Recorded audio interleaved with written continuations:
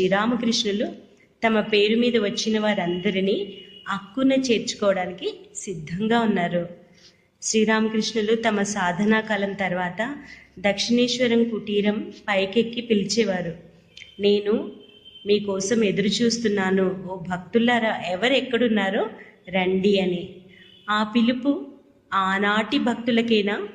పెద్దలంటారు ఆ పిలుపు ఇంకా సజీవంగానే ఉంది. శ్రీరామకృష్ణులు పిలుస్తూనే ఉన్నారు. ఆ పిలుపునందుకొని ఆయన చరణాల వద్ద ఆశ్రయం పొందడం మన కర్తవ్యం. మిగిలినదంతా ఆయన చూసుకుంటారు. శ్రద్ధ, విశ్వాసం, వ్యాకులత, శరణాగతి ఇవి ఉంటే మిగిలినవన్నీ, ఇంకా కావలసినవన్నీ ఆయన ఇస్తారు. కనుక శ్రీరామకృష్ణులను ప్రార్థిస్తే మన భవబంధనాలన్నీ పటాపంచలవుతాయి.